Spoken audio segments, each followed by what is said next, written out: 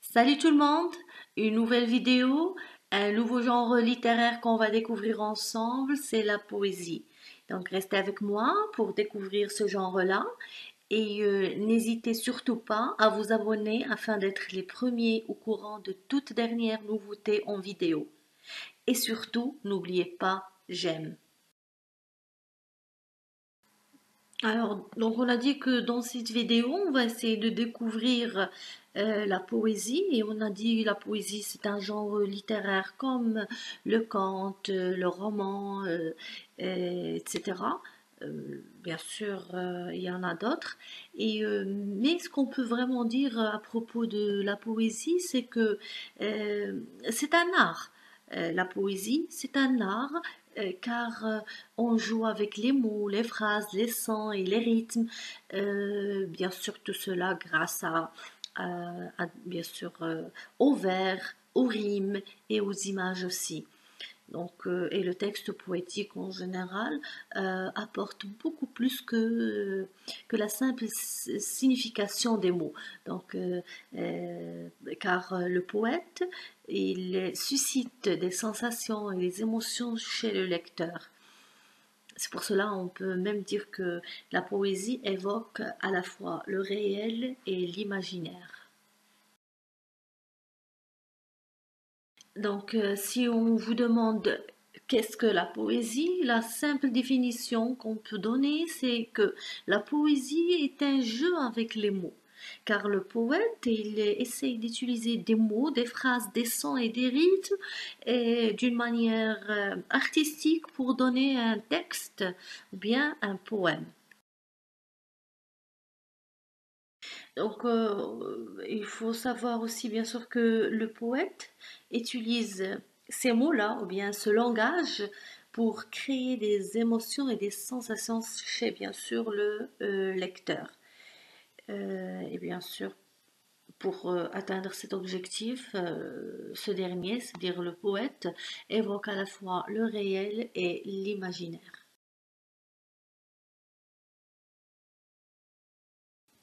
On a vu, bien sûr, la définition de la poésie. Et maintenant, on passe bien sûr aux caractéristiques de ce genre littéraire. Alors, parmi les caractéristiques de la poésie, on a tout d'abord sa structure. La structure et la présentation. On commence par la structure. Alors, on trouve des strophes ou bien des vers libres ou parfois un poème en prose et même il y a des poèmes sous forme de dessin si on veut dire et on les appelle des calligrammes. Et la deuxième chose qui caractérise un poème, c'est sa présentation. C'est-à-dire chaque poème a une silhouette ou bien une forme. Soit on trouve bien sûr des strophes, comme on a dit, bien sûr, soit trois strophes, quatre strophes, ça dépend bien sûr de la présentation. Ou parfois on trouve des vers libres, ou parfois un simple texte. On peut bien sûr même pas reconnaître bien sûr qu'il s'agit d'un poème jusqu'à ce qu'on le lit, parce qu'il est présenté sous forme d'un texte, mais c'est un poème. Et ce genre-là, on l'appelle un poème en prose. Et bien sûr, celui qu'on a déjà cité, c'est le calligramme. Et on le trouve sous forme de dessin. Et ce dessin a une relation avec le contexte du poème.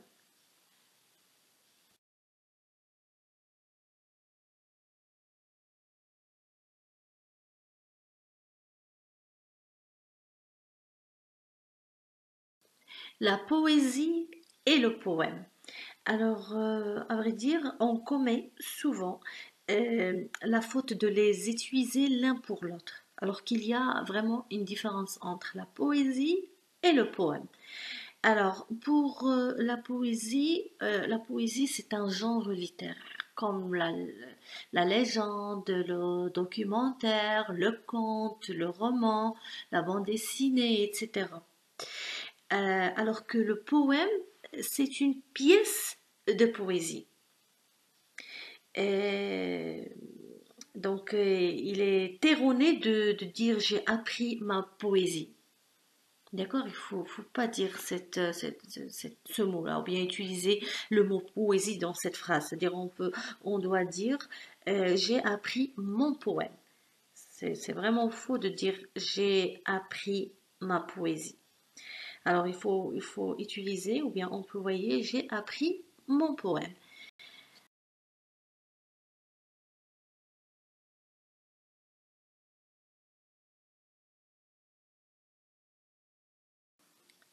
Alors maintenant, on va prendre un exemple d'un poème, La Lune blanche par Paul Verlaine en 1870. Alors, en regardant ce poème, on remarque que c'est un poème de trois strophes. Et bien sûr, la strophe, c'est l'ensemble de vers qui forment une division régulière d'un poème. Regardez ici, on a dit qu'on a trois strophes. Alors la première strophe, bien sûr, qui contient six vers. Je vais lire cette strophe-là. La lune blanche, lui, dans les bois, de chaque branche part une voix, sous la ramée, ô bien-aimé. Alors là, c'est une strophe de six vers et on a remarqué ici que le dernier vers, il est un peu décalé, mais c'est une strophe de six vers. Et on remarque bien sûr que ces strophes-là, ou bien surtout les quatre premiers vers, pardon, les quatre premiers vers de cette strophe se terminent par des rimes croisées. Alors tout d'abord, c'est quoi bien sûr une rime? Alors la rime, c'est la répétition des sons semblables, surtout à la fin bien sûr de chaque vers. Alors, je vais vous donner cet exemple-là. On a ici quatre vers avec des rimes croisées. Regardez, on a blanche, bois, branche, voix. Alors ici, on remarque que les rimes sont croisées. D'accord? Le mot blanche rime avec le mot branche et le mot bois rime avec voix. Et on va découvrir en bas qu'on a deux vers avec des rimes plates. Alors regardez, où le vent pleure, rêvant c'est l'heure. Regardez, pleure, l'heure. Donc ce sont deux mots qui riment. Et ici on a des rimes plates, car ils se suivent. On va découvrir cela après.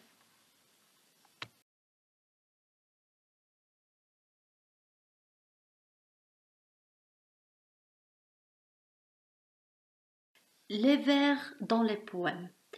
Alors, si on parle bien sûr de vers en poésie, c'est le vers, c'est une phrase, tout simplement, qui se trouve dans une strophe. On peut dire aussi qu'un vers est une ligne d'un poème. Et les vers, en général, commencent par des majuscules. Et normalement, il y a plusieurs exemples de vers ou bien de strophes surtout. Alors on trouve bien sûr le quatrain, il est très très connu. Donc le quatrain, c'est une strophe de quatre vers. Et le deuxième exemple qui est vraiment très connu, ou bien une strophe de trois vers qu'on appelle le tercet. Et il y a d'autres exemples.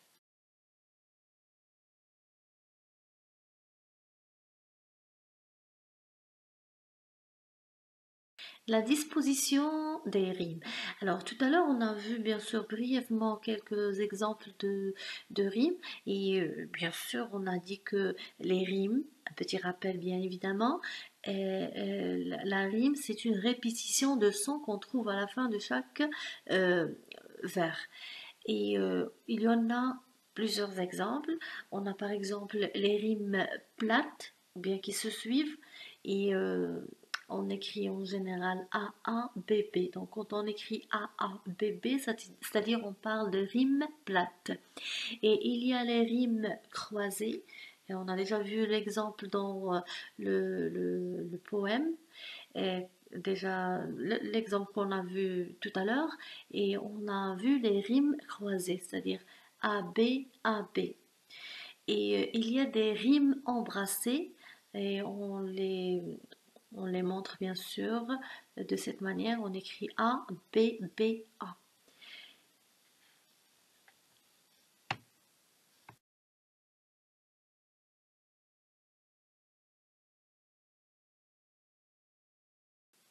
Alors, on va détailler un petit peu, bien sûr, bien comprendre plus les rimes avec bien sûr quelques exemples. Donc, les rimes plates ou suivies, on a dit on les écrit de cette manière A, B, B, c'est-à-dire les lettres qui se suivent. Regardez cet exemple, c'est un poème de La Fontaine. Du palais d'un jeune lapin, Dame Belette un beau matin, s'empara, c'est une rusée, le maître étant absent, ce lui fut chose aisée. Alors, on remarque ici qu'on a des rimes plates. Regardez les lettres en couleur. Lapin, matin. D'accord? A, A. Rusé, aisé. B, B.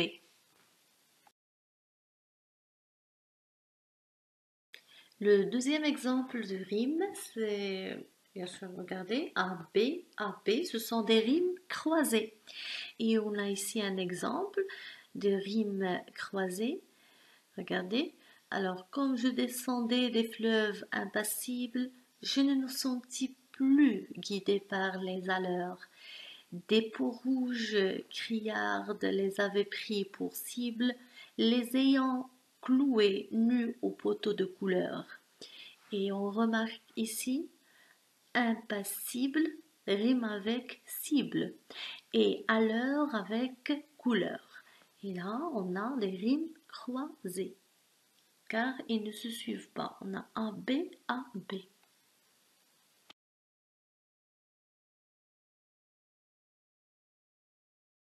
Le troisième exemple, bien sûr, regardez, rime embrasser.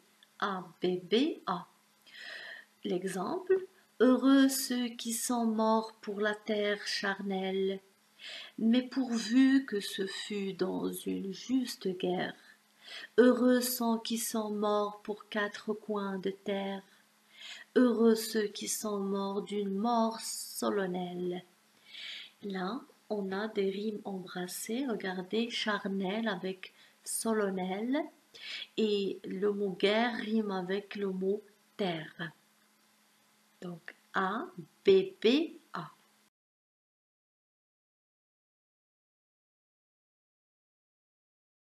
Donc, quand on évoque le mot poème ou bien poésie, automatiquement on pense aux strophes, rimes, vers, etc. Mais les vers et les rimes ne sont pas nécessairement présents dans la poésie, car certains poèmes ne comportent ni vers ni strophes, et on les appelle bien sûr des poèmes en prose.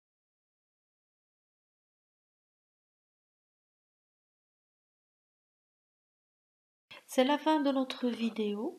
Bien sûr, il y a plusieurs choses à ajouter, mais pour l'instant, et pour ne pas avoir une longue vidéo, je vais me contenter de ces informations de base en attendant de préparer une autre vidéo pour approfondir la compréhension de ce genre littéraire. En attendant, je vous souhaite bon courage.